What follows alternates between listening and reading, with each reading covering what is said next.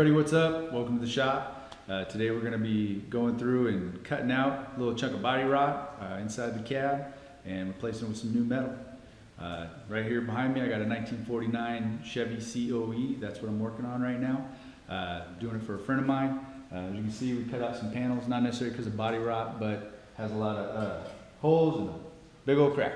So instead of trying to fill all that or weld it up, which we can, just decided to go ahead, cut it out, and start fresh. So, well, better get started on the one on the inside.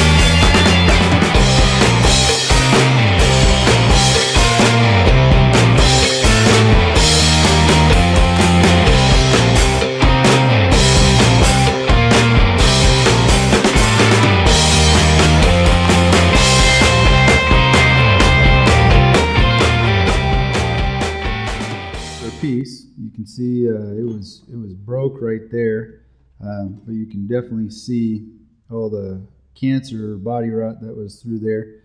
I want to point out that a lot of people, even though like you can see that it's still good metal, but I don't know if you can see how thin that it gets right there. A lot of people, they don't cut out enough, they just try to cut right around without really going too far. The problem is when you go to start welding that back, this real thin metal just wants to blow out on you, and you keep welding, keep welding, keep welding. So if you do cut something out, make sure that when you cut it out, you cut out enough to where you got some good metal to tack back onto. So, but now is what we'll do is we take this piece of cardboard here. Always keep cardboard. It's great to have around for tracing parts out and stuff. And kind of what we're going to do is just get a basic shape of what we need, and then go through so that way when we cut out our other metal, it's easy for us. So off we go.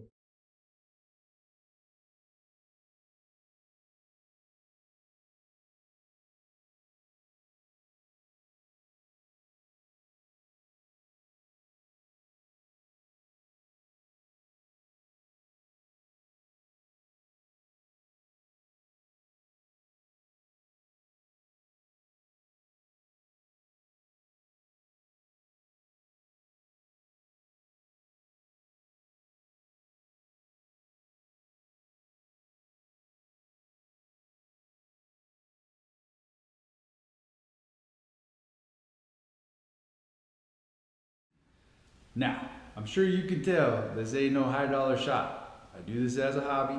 So with that said, yes, I do use scrap metal a lot. But if you're gonna be doing this and you're putting a patch panel on something you're gonna paint, I'm not really gonna paint that. I would take all the rust off of it. It's just surface rust, still good metal. So just letting everybody out there know that if you're gonna be doing some paint work, you definitely wanna make sure that this is clean metal. So back to work. Well, here it is all cut out. You can see here's the cardboard. That's the mark that I'm transferred over, because that's going to be my bin line. Let's put this bad boy on here so you can see.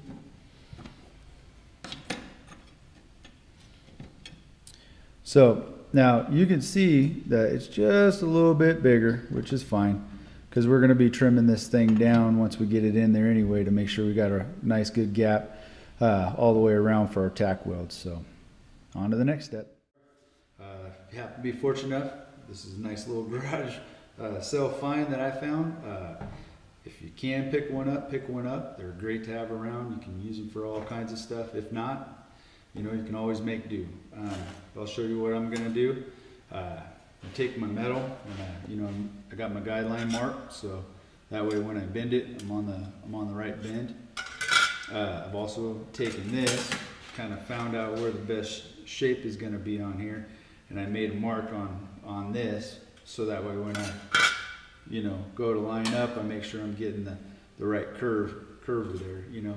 If you don't have something like this, you can always use a piece of pipe or something.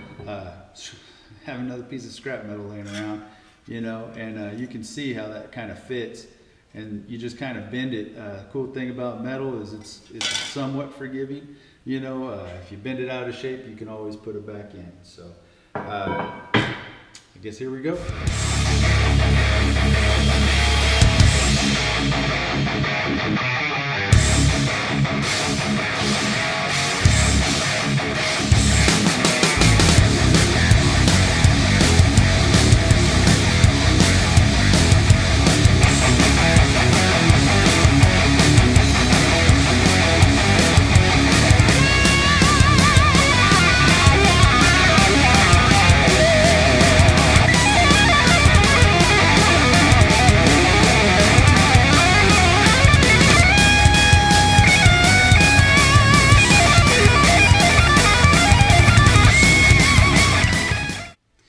So you can kind of see it's already starting to take shape.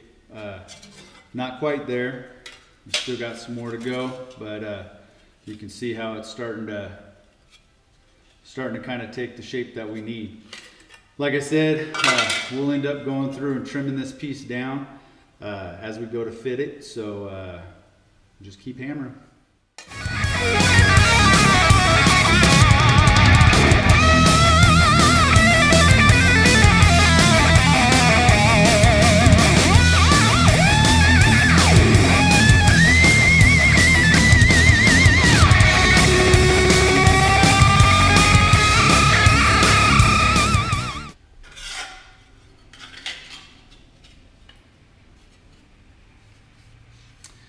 All right, here we go. So you can tell I'm almost there where it needs to fit.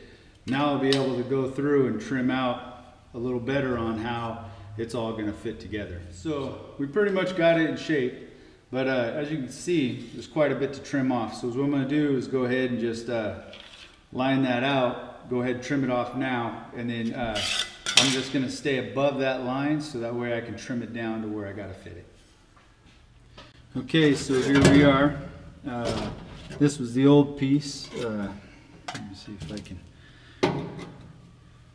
So that's the old piece we cut out right there. The new piece still needs a little bit of trimming, but it's almost there. So you can see how it's working out. Pretty soon we'll be ready to start tacking it in.